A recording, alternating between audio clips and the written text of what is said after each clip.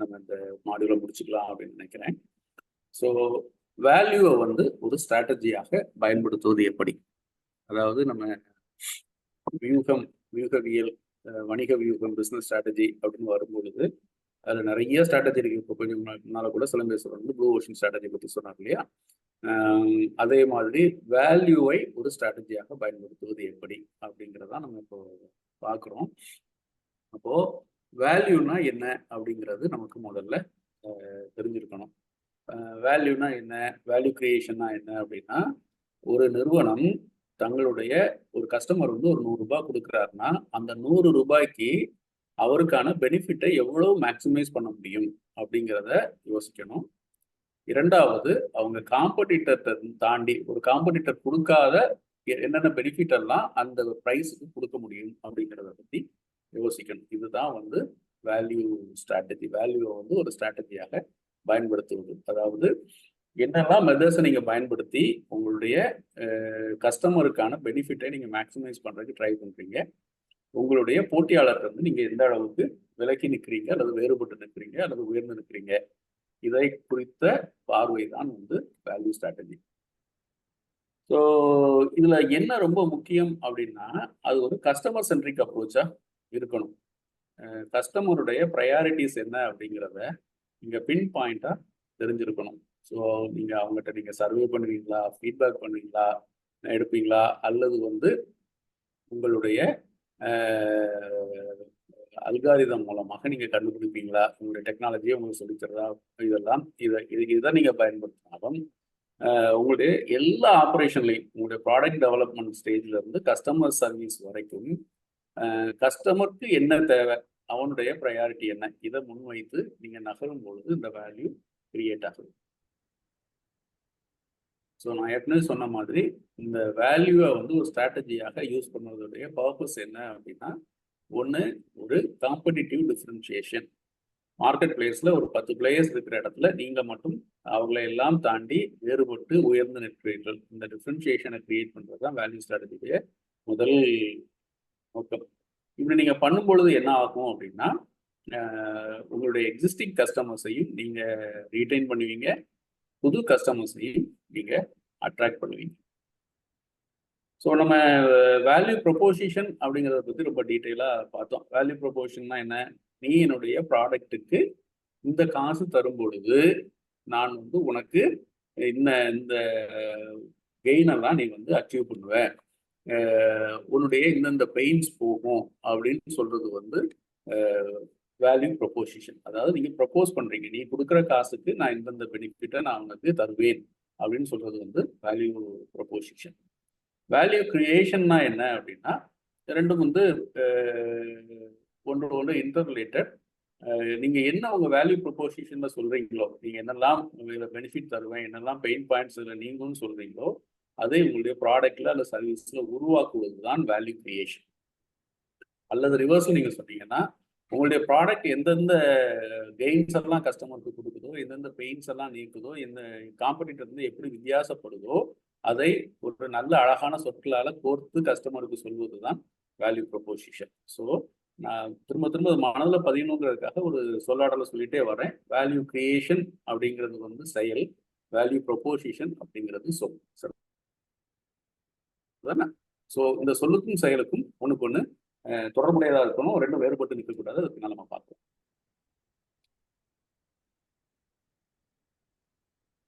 இந்த வேல்யூவை ஒரு ஸ்ட்ராட்டஜியாக கிரியேட் பண்றதுல முக்கியத்துவங்கள் என்ன அப்படின்னா, நான் ஏற்கனவே சொன்ன மாதிரி டிஃப்ரென்ஷியேஷன். இதுதான் வந்து ரெண்டு வார்த்தை தான் நான் திரும்ப திரும்ப சொல்லிட்டே வரேன், டிஃப்ரென்ஷியேஷன். ஸோ சிலம்பேஸ்வரன் மேல பர்பிள் கவ் பற்றி பேசினார் இல்லையா?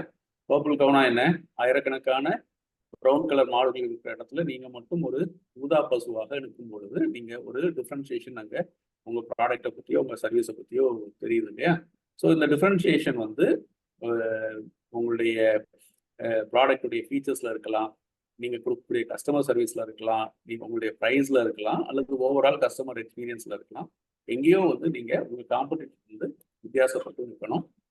ரெண்டாவது, உங்களுக்கு ஒரு பிராண்ட் கிரியேட் ஆகுது. சரிதானே? நீங்க வந்து வேல்யூ ஒரு ஸ்ட்ராட்டஜியா எடுத்துட்டு போகும் பொழுது உங்களை அறியாமலே கஸ்டமருடைய எமோஷனல் கனெக்ஷன்ஸ் வந்து உங்க ப்ராடக்டோட பின்னி பிணையுது. மூன்றாவது மார்க்கெட் பொசிஷனிங். இந்த மார்க்கெட் பொசிஷனிங்க்கு வந்து ஒரு சின்ன உதாரணம் சொல்லியிருந்தேன். எப்போவுமே நீங்கள் மனதில் கொள்ள வேண்டியது, எல்லாரும் என்னுடைய கஸ்டமர்கள் இல்லை. நீங்கள் ஈவன் ஒரு எஃப்எம்சிஜி ப்ராடக்ட் வச்சுருந்தாலுமே உங்களுடைய கஸ்டமர் செக்மெண்டேஷனை, மார்க்கெட் செக்மெண்டேஷனை நீங்கள் புரிஞ்சுக்கணும். அதுக்காக தான் இந்த காருடைய உதாரணத்தை நான் உங்களுக்கு காட்டியிருந்தேன். ஸோ சில கஸ்டமர் என்ன நினைப்பாங்க, எனக்கு விலை குறையாக இருக்கணும், குவாலிட்டியில் கொஞ்சம் முன்ன பின்ன இருந்தால் கூட போதும் அப்படின்னா ஒரு கொரியன் காருக்கு, கியா மாதிரியான ஒரு கொரியன் காருக்கு போவான். எனக்கு கொஞ்சம் விலை அதிகமாக கொடுக்குறதுக்கு ரெடியாக இருக்கிறேன், ஆனால் நல்ல குவாலிட்டி வேணும், ரொம்ப அதிகமாக விலை இருக்கக்கூடாதுன்னு நினைக்கக்கூடிய ஒரு ஜாப்பனீஸ் காருக்கு போகலாம் இல்லையா? அதுக்கு அடுத்தது இல்லை, நான் வந்து நல்ல ஹை ப்ரைஸ் கொடுக்குறேன், எனக்கு வந்து நல்ல குவாலிட்டி வேணும் அப்படின்னா வந்து ஒரு ஆடிக்கோ, பிஎம்டபிள்யூக்கோ, பென்ஸுக்கோ போகலான்னு வச்சுக்கோங்களேன். ஸோ ஒரு பென்ஸுக்குள்ள கஸ்டமரும் கியாவுடைய கஸ்டமரும் ஒன்னான்னா இல்லை இல்லையா?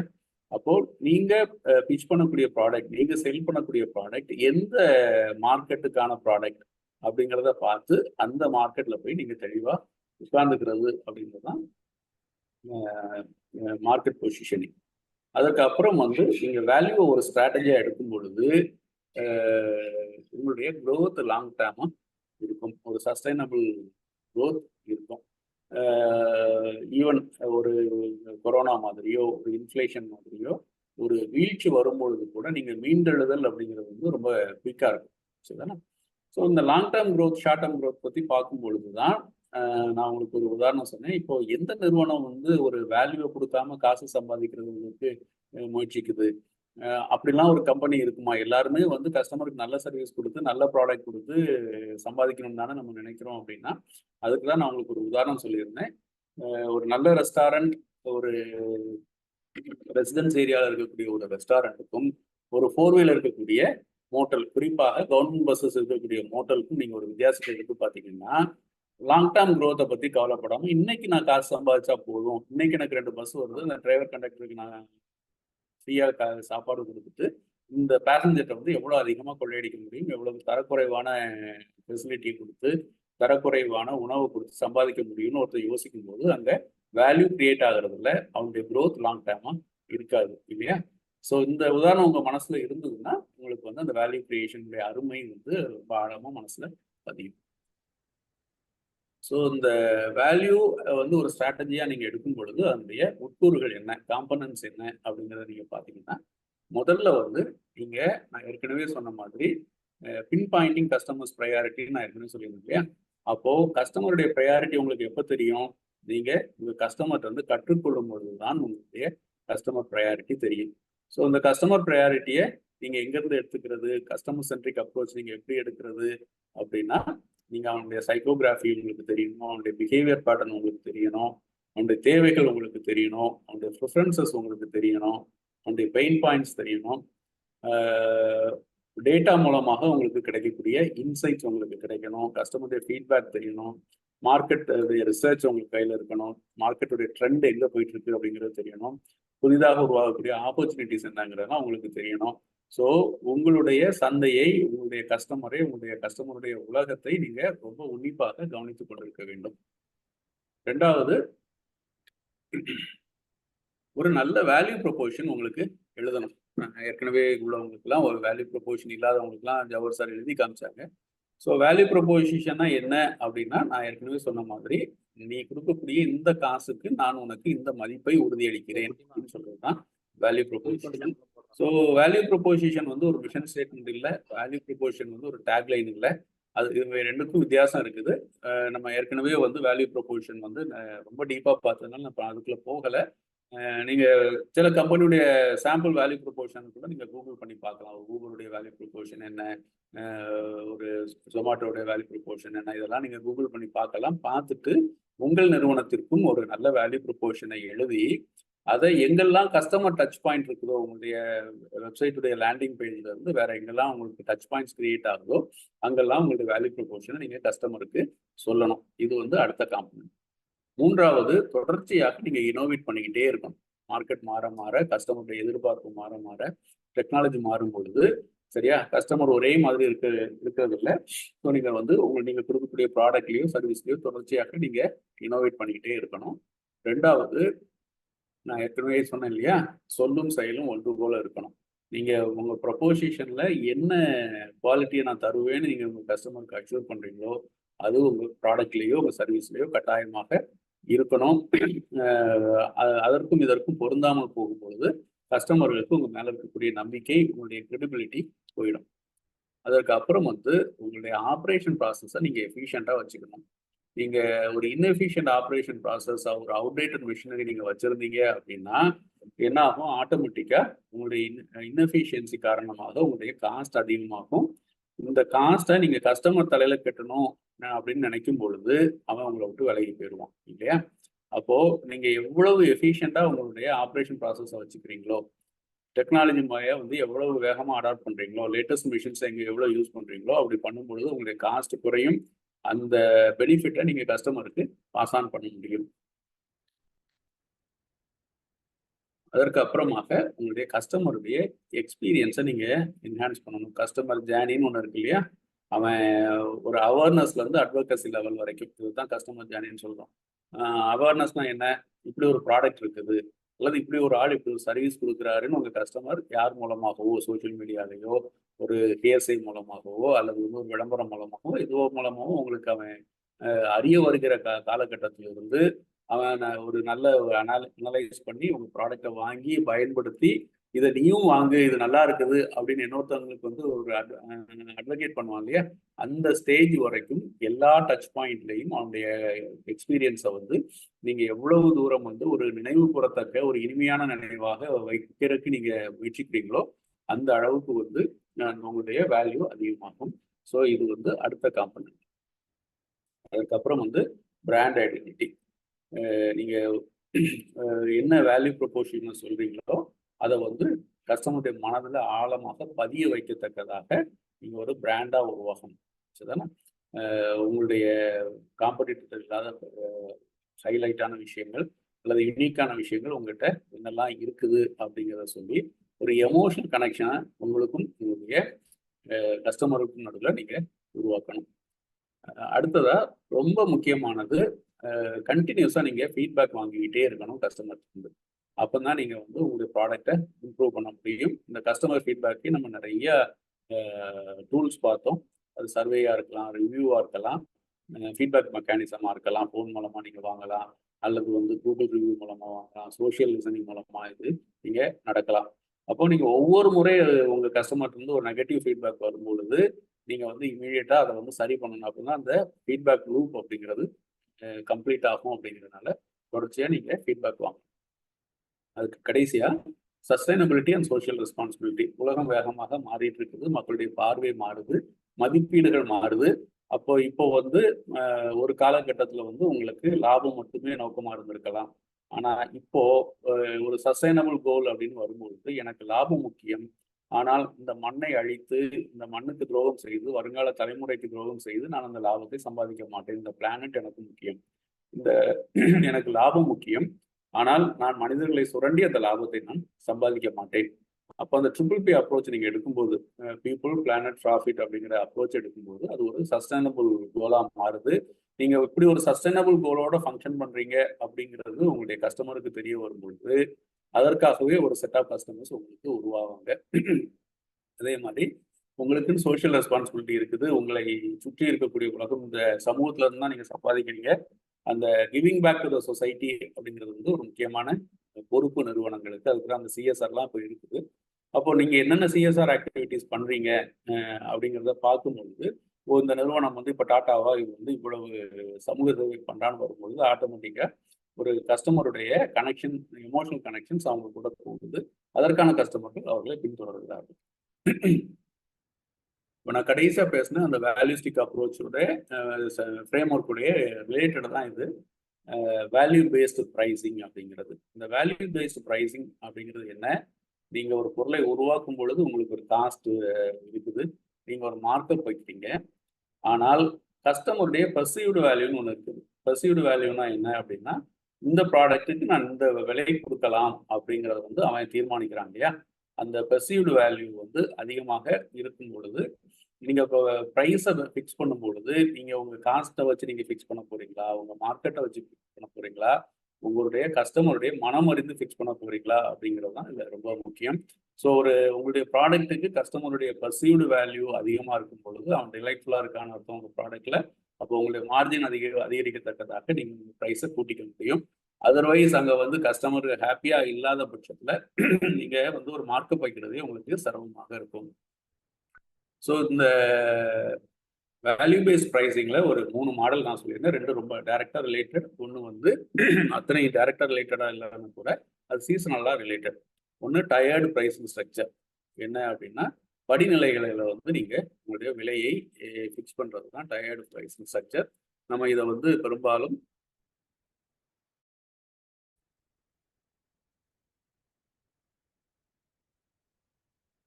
தொலை தொடர்பு நிறுவனங்கள்ல நம்ம பார்க்குறோம். நீங்கள் ஒரு ஏர்டெல் ரீசார்ஜ் பண்ண போனீங்கன்னா உங்களுக்கு இத்தனை எஸ்எம்எஸ் ஃப்ரீ, 2.2 GB எடுத்தீங்கன்னா நீங்கள் மாதம் 300 ரூபாய் கட்டணும், இல்லை 2.5 எடுத்தீங்கன்னா 499 ரூபாய் கட்டணும் அப்படின்னு சொல்லி ஒவ்வொரு படிநிலையிலும் ரேட் ஃபிக்ஸ் பண்ணுறாங்க இல்லையா. இது டயர்ட் ப்ரைஸிங் ஸ்ட்ரக்சர். இப்படி நீங்கள் பண்ணும் பொழுது என்ன ஆகுதுன்னா எந்த கஸ்டமரையும் நீங்கள் மிஸ் பண்ணுறது இல்லை இல்லையா. அவனுடைய பட்ஜெட்டுக்கு ஏற்ற மாதிரி நீங்கள் போய் அழகாக உட்காந்துக்கிறீங்க. ஸோ உங்களுடைய கஸ்டமர் பேஸ் பெருசாக இருக்குது. இரண்டாவது பண்ட்லிங் ஸ்ட்ராட்டஜிஸ். பண்ட்லிங் ஸ்ட்ராட்டஜிஸ்னா என்ன அப்படின்னா ஒரு பொருளை விற்கும் பொழுது அதோடு இணைந்து இன்னொரு பொருளை நீங்கள் சேர்த்து கொடுக்கறது. இதில் நிறைய வெரைட்டிஸ் இருக்கு. இப்போ நான் போட்டிருக்கிற படத்தில் ஒருவேளை ஒரு பர்கர் நீங்கள் வாங்குறீங்கன்னா அதுக்கு ஒரு தனி விலை, ஃப்ரெஞ்ச் ஃப்ரைஸ் வாங்குனீங்கன்னா தனி விலை, ஒரு கோக் வாங்குனீங்கன்னா தனி விலை. இந்த 3ஐயும் ஒன்று சேர்க்கும் பொழுது அந்த விலை குறையிற பட்சத்தில், இந்த 3க்குமான தனித்தனி விலைகளை வரக்கூடிய கூட்டுத்தொகை குறையிற பட்சத்தில் அந்த கஸ்டமர் அதை கம்பைன் பண்ணி பார்க்குறான். அவன் இந்த 3ஐயும் வாங்குறதுக்கு தயாராகிறான். இதுதான் நம்ம பண்டில் ஸ்ட்ராட்டஜின்னு சொல்கிறோம். இந்த பண்டிலிங் ஸ்ட்ராட்டஜியை நீங்கள் நிறைய இடங்கள்ல இப்போ நீங்கள் பார்க்கலாம். ஒரு புது ப்ராடக்ட் வரும்போது பண்டில் பண்ணி கொடுக்குறாங்க, இல்லை ஒரு ஷார்ட் எக்ஸ்பைரி வருதுன்னா பண்டில் பண்ணுறாங்க. ஒரு மொபைல் வாங்கினீங்கன்னா உங்களுக்கு ஒரு டெம்பர் கிளாஸ் ஃப்ரீயாக தரோம், அல்லது ஒரு கவர் ஃப்ரீயாக தரோம்னு டேரெக்டாகவே ரிலேட்டட் ப்ராடக்ட்டை பண்டில் பண்ணுறாங்க. இல்லை சம்மந்தமே இல்லாமல் நீங்கள் ஏதோ வாங்கும்போது உங்களுக்கு ஒரு டூத் ப்ரஷ் தரேன்னு சொல்லிட்டு பண்டில் பண்ணுறாங்க. இப்படி பண்டிலிங் ஸ்ட்ராட்டஜிஸ் நிறையா இருக்குது. இதுவுமே ஒரு வேல்யூ பேஸ்ட் ப்ரைஸிங்குடைய ஒரு மாடல். இதெல்லாம் எதுக்கு சொல்கிறேன் அப்படின்னா உங்களை சுற்றி நீங்கள் வரிசை இதெல்லாம் நீங்கள் பார்த்துருப்பீங்க, நீங்களே கூட செயல்படுத்திருப்பீங்க. இதனுடைய பேர் பண்டிலிங் ஸ்ட்ராட்டஜினியும் இது ஒரு டயர்டு ப்ரைஸிங்கும் உங்களுக்கு தெரிஞ்சிருக்காது. இது தெரிகிற பட்சத்தில் இனிமே வருகிற காலத்தில் உங்களுக்கு இப்போ ஒரு புது ப்ராடக்ட் நீங்கள் லான்ச் பண்ணும்போதோ அல்லது உங்களுடைய எக்ஸிஸ்டிங் ப்ராடக்ட்டுக்கு ப்ரைஸை ரிவைஸ் பண்ணணும்னு நினைக்கும் பொழுதோ நீங்கள் இந்த மாதிரியான ஒரு ஸ்ட்ராட்டஜியை மனசில் வச்சுட்டு நீங்கள் உங்களுடைய ப்ரைஸை ஃபிக்ஸ் பண்ண முடியும். கடைசியாக நான் சொன்னது சீசனல்னு சொன்னேன் இல்லையா, டைனமிக் ப்ரைஸிங் அப்படிங்கிறது. டைனமிக் ப்ரைஸிங் அப்படிங்கிறது என்ன அப்படின்னா அந்த பர்சீவ்டு வேல்யூ, ஒரு கஸ்டமர் இந்த ப்ராடக்ட் இவ்வளோ கொடுக்கலாம் அப்படின்னு தீர்மானிக்காங்க இல்லையா. இந்த தீர்மானம் சில டைம் பீரியடுக்கு மாறும். உதாரணத்துக்கு நீங்கள் சென்னையிலேருந்து திருநெல்வேலிக்கு போகணும். ரெகுலராக ஒரு வீக் டேஸில் நீங்கள் போகும் பொழுது நீங்கள் மனசில் வைக்கக்கூடிய பர்சீவ்டு வேல்யூ வேறையாக இருக்கும். ஒரு தீபாவளிக்கு முந்தின நாளோ ஒரு பொங்கலுக்கு முந்தின நாளோ நீங்கள் போகும் பொழுது உங்களுடைய மனநிலை மாறும். அதுக்கு முன்பதாக நீங்கள் ஒரு 1500 ரூபாய் கொடுத்து போகலாம் அப்படின்னு நீங்கள் மனசில் இருந்தீங்கன்னா அன்னைக்கு நீங்கள் ஒரு 5000 ரூபாய் இருந்தால் கூட டிக்கெட் கிடைச்சா போதும் போகணும் அப்படிங்கிற மனநிலைக்கு நீங்கள் வந்துடுவீங்க. ஸோ இந்த உங்களுடைய மனநிலையை மனதில் வைத்து நிறுவனங்கள், அது ஹோட்டல் பிஸ்னஸாக இருக்கலாம், உங்களுடைய ரூம் ஸ்டேக்கு நீங்கள் போகும்போது அதனுடைய ரேட்டு இதை மாதிரி தான் ஃபிக்ஸ் பண்ணுறாங்க. நீங்கள் பாண்டிச்சேரிக்கு போனீங்கன்னா வீக் டேஸில் ஒரு ரேட் இருக்கும், வீக்கெண்டில் ஒரு ரேட் இருக்கும். ஊட்டிக்கு நீங்கள் போனீங்கன்னா வெயில் காலத்தில் ஒரு ரேட் இருக்கும், குளிர் காலத்தில் ஒரு ரேட் இருக்கும் இல்லையா. அதே மாதிரி தான் இந்த டைனமிக் ப்ரைஸிங்கை ஃபிக்ஸ் பண்ணுறாங்க. ஸோ இந்த டைனமிக் ப்ரைஸிங்கை எப்படி ஃபிக்ஸ் பண்ணுறது அப்படின்னா இது முடிந்த அளவு டெக்னாலஜி ட்ரிவனாக இருக்கணும். இப்போ நீங்கள் ஏர்லைன் இண்டஸ்ட்ரிலாம் பார்த்தீங்கன்னா அந்த அல்காரிதமே ரேட்டை அது பாட்டுக்கு ஏற்றிடும். ரொம்ப வேகமாக புக் ஆகுது அப்படின்னு தெரிஞ்சதுன்னா அதுவே ரேட்டை ஏற்றி கொடுத்துரும். அதனால முடிந்த அளவு எவ்வளவு தூரம் டெக்னாலஜியை பேஸ் பண்ணி நம்ம பண்ணுறோமோ அது ரொம்ப சிறப்பாக இருக்கும். ரெண்டாவது உங்களுக்கு டிமாண்டை சென்ஸ் பண்ண தெரியணும். இப்போ துபாயில இருந்து வெக்கேஷனுக்கு ஜூலை ஆகஸ்ட்ல நிறைய பேர் ஊருக்கு போவாங்க. ஏப்ரல் மேல ஊர்ல இருக்கக்கூடிய ஃபேமிலி இங்கே கூப்பிடுவாங்க. ஓணத்துக்கு ஒரு பெரிய கூட்டம் ஊருக்கு போகும். இதெல்லாம் உங்களுக்கு முதல்ல தெரிகிற பட்சத்தில் ஈவன் நீங்கள் துபாயில் நீங்கள் பார்த்தீங்கன்னா ட்ரேட் சென்டரில் ஒரு பெரிய எக்ஸ்போ வரப்போகுதுன்னா எல்லா ஹோட்டல்காரங்களும் ரூம் ரேட்டை ஏற்றிடுவாங்க ஒன்று போல். அவங்களுக்குள்ள மெயில் எக்ஸ்சேஞ்ச் நடக்கும். ஸோ இந்த இது வருது. அதனால வந்து இந்த ஒரு வாரம் மட்டும் நம்ம ப்ரைஸ் எப்படி வச்சுக்கலாம், இந்த 3 டேஸ் மட்டும் நம்ம ப்ரைஸ் எப்படி வச்சுக்கலாம்னு சொல்லி அவங்க ஃபிக்ஸ் பண்ணிக்கிறாங்க. ஸோ இதை வந்து டிமாண்ட் சென்சிங்னு சொல்கிறோம். ஸோ டைனமிக் ப்ரைஸிங்கில் அது டெக்னாலஜி ட்ரிவனாக இருந்ததுன்னா, உங்களுக்கு டிமாண்ட் சென்ஸ் பண்ண தெரிஞ்சதுன்னா நீங்கள் வந்து அதை செய்யக்கூடும். கடந்த வாரம் நம்ம பார்த்த ஒரு விஷயம் வந்து ட்ராப்ட் வேல்யூ. ட்ராப்ட் வேல்யூ அப்படின்னா உங்களை சுற்றி ஒளிந்து கிடக்கக்கூடிய ஒரு ஒளிந்திருக்கும் மகத்துவம் அப்படின்னு சொன்னேன். ஏதோ ஒரு முக்கியமான மதிப்பு அது உங்ககிட்ட தான் இருந்திருக்குது, உங்க நிறுவனத்துல தான் இருந்திருக்குது, அல்லது உங்களுடைய மனதில் தான் இருந்திருக்குது. ஆனால் இவ்வளவு நாளும் உங்களுக்கு அது உங்க கண்ணுக்கோ மனதிற்கோ தட்டுப்படலை. இன்னைக்கு அது தட்டுப்படுது. இந்த ட்ராப்ட் வேல்யூங்கிற வார்த்தை எங்கேருந்து வருது? இப்போ நம்ம வந்து ஒரு வீட்டில் தண்ணி இல்லை, கோடை காலம், போர் போடுறோம். பாறை இடுக்கள்லேருந்து நமக்கு ஒரு நீர் ஊற்று கிளம்பி வருது. நமக்கான தண்ணீர் தேவையை அது பூர்த்தி செய்யுது. அப்போ இந்த தண்ணீர் எங்க இருந்து இருக்குது? என்னுடைய காலடியில் தான் இருந்திருக்கு இல்லையா? அது ட்ராப் ஆகி ஒரு பாறை இடுக்குல ஒரு 30 அடிக்கு ஆழத்துல என்னுடைய காலுக்கு கீழே தான் அது இருந்திருக்குது.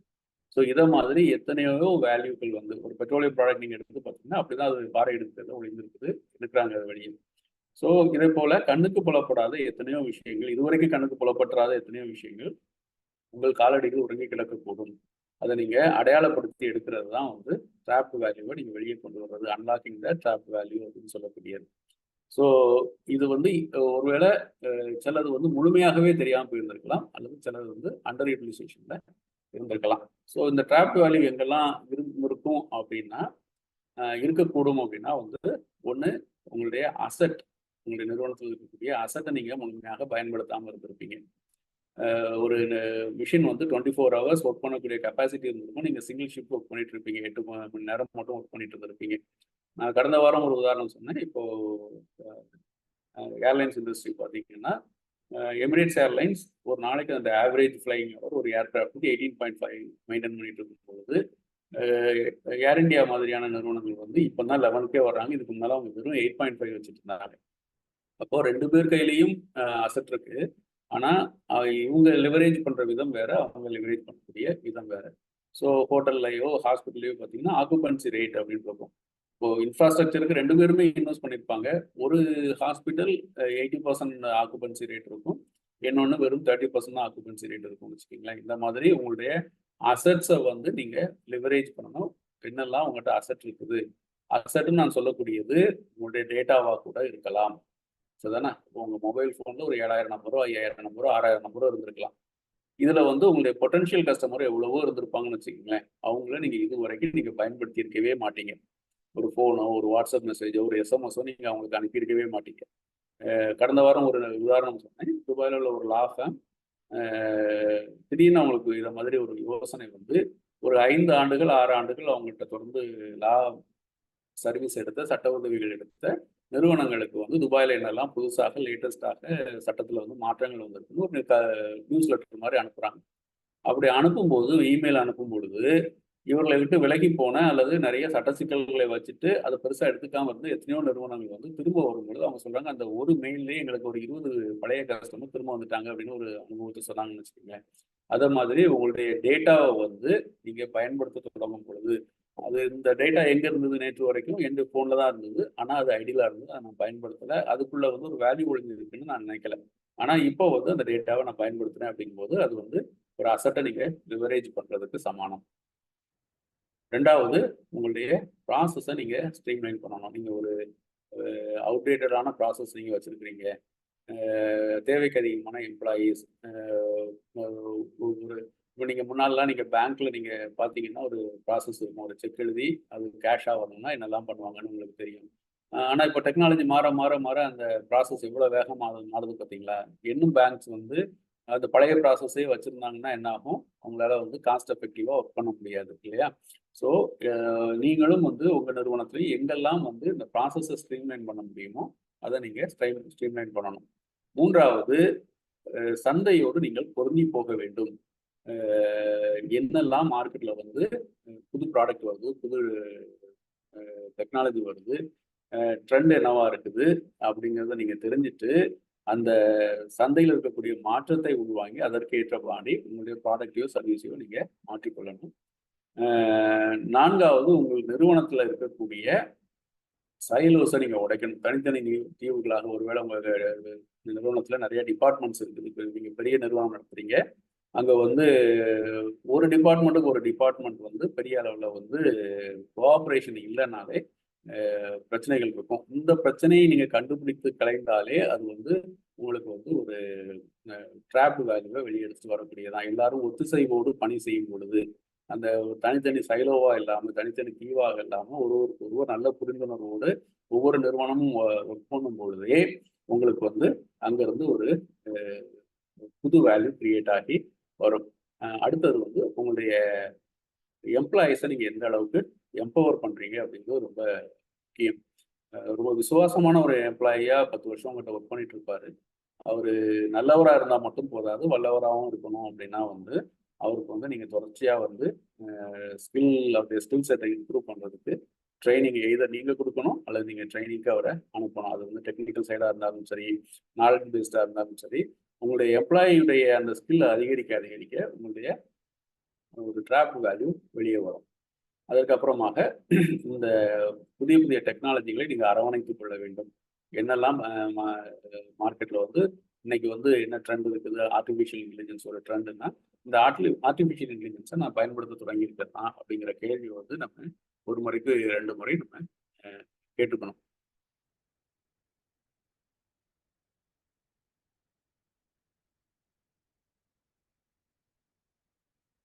தொடங்கிய இடத்துக்கே திரும்ப வர்றோம். இந்த இன்னைக்கு கிளாஸ் தொடங்கும் போது இப்படிதான் நம்ம தொடங்கணும். ஸோ இவ்வளோ நேரம் நம்ம பண்ண தியரியை நம்ம ப்ராக்டிக்கலாக அப்ளை பண்ணி சில உதாரணங்கள் நீங்கள் பார்க்கும் பொழுது முன்னணியில் இருக்கக்கூடிய சில பிராண்ட் வந்து என்னெல்லாம் வந்து வேல்யூ கிரியேட் பண்ணியிருக்காங்க அப்படின்னு நம்ம பார்த்தோம். ஸோ ஆப்பிள் அப்படிங்கிற நிறுவனம் வந்து இனோவேஷன், ஹை குவாலிட்டி டிசைன், ஒரு ப்ரீமியம் பிராண்ட் எக்ஸ்பீரியன்ஸ், இதுதான் வந்து அவனுடைய வேல்யூவாக இருக்குது இல்லையா? ஆப்பிளுடைய டிசைன், அவனுடைய எந்த ப்ராடக்ட்லேயுமே அவன் டிசைனில் முன்னால் இருப்பான், இனோவேஷனில் முன்னால் இருப்பான். ஒரு ஆப்பிள் ப்ராடக்ட் உங்கள் கையில் வச்சிருக்கிறது, ஐபேடாக இருக்கட்டும், ஃபோனாக இருக்கட்டும், ஒரு பெருமைக்குரிய விஷயமாக இருக்கும். அதே மாதிரி நீங்கள் ஒரு அமேசான் எடுத்தீங்கன்னா அந்த அப்ரோச் வந்து கஸ்டமர் சென்ட்ரிக் அப்ரோச்சாக இருக்கும். நிறைய செலக்ட் பண்ணுறதுக்கு உங்களுக்கு வெரைட்டிஸ் இருக்கும். அவனுடைய ப்ரைஸ் காம்படிட்டிவாக இருக்கும். அவனுடைய ஷிப்பிங் ஃபாஸ்ட்டாக இருக்கும். ஒரு ஆழமான விரிவான கஸ்டமர் சர்வீஸை அவனால் ப்ரொவைட் பண்ண முடியுது. அதே மாதிரி ஒரு ஜோகோவை நீங்கள் எடுத்தீங்க அப்படின்னா அவனுடைய இனோவேஷன், அஃபோர்டபிலிட்டி, எந்த ஒரு சின்ன நிறுவனம் கூட பயன்படுத்துகிற அளவுக்கு அவனுக்கு வந்து நான் சொன்ன அந்த டயர்ட் ப்ரைஸிங் வச்சிருக்கிறதுனால அஃபோர்டபிலிட்டி கிடைக்குது. கஸ்டமர் சப்போர்ட் அவங்ககிட்ட சிறப்பாக இருக்குது. இதுதான் இவங்களுடைய வேல்யூ. ஸோ இந்த வேல்யூ கிரியேட் பண்ணும்போது என்ன நடக்கும் அப்படின்னா, நான் அந்த பர்சீவ்டு வேல்யூன்னு ஒன்று சொன்னேன் இல்லையா, வேல்யூ பேஸ்ட் ப்ரைஸிங்கில். இதில் நீங்கள் பார்த்தீங்கன்னா வேல்யூ ஸ்டிக் ஃப்ரேம் ஒர்க்னு நீங்கள் பார்க்கும் பொழுது இதுதான் கீ. ஏன் இந்த வேல்யூ கொடுக்கணும் அப்படிங்கிறதுக்கு, நீங்கள் உங்கள் கஸ்டமரை ஒரு டிலைட்ஃபுல் கஸ்டமராக, ஒரு மகிழ்ச்சிகரமான கஸ்டமராக வைக்கும் பொழுது உங்களுடைய ப்ராடக்ட்டோ சர்வீஸோ கொடுக்கக்கூடிய உணர்வு அவனுக்கு அதிகமாக இருக்கும் பொழுது அவன் வந்து நீங்கள் ஃபிக்ஸ் பண்ணக்கூடிய ப்ரைஸை விட தாண்டியும் கொடுக்குறதுக்கு ரெடியாக இருக்கிறான். இதை தான் WTPன்னு சொல்கிறோம், வில்லிங்னஸ் டு பே. இந்த ஸ்டிக்கில் நீங்கள் பார்த்தீங்கன்னா WTP தான் உச்சம். பாட்டம் என்ன அப்படின்னா வந்து வில்லிங்னஸ் டு செல். வேறு வழியே இல்லைன்னா எனக்கு காஸ்டாவது ரெக்கவர் ஆகட்டும், இந்த ரேட்டுக்கு நான் நஷ்டப்படாமல் இதுக்காக நான் வித்துறட்டும்னு எப்போ ஒரு செல்லர் வந்து மனநிலைக்கு வர்றானோ அது வந்து WTSல இருக்கிறான் அப்படின்னு அர்த்தம். அப்படின்னா என்ன அப்படின்னா, அவன் வேல்யூ கிரியேட் பண்ணலை, அவனுடைய கஸ்டமர் ஒரு டிலைட்ஃபுல் கஸ்டமராக இல்லை அப்படின்னு அர்த்தம். ஸோ இதுதான் வந்து நம்ம கடந்த இதோட சேர்த்த 6 கிளாஸில் இந்த வேல்யூ அஸ் அ ஸ்ட்ராட்டஜி நம்ம பார்த்துருக்குறோம். ஸோ இன்னும் 12 நிமிடங்கள் இருக்குது.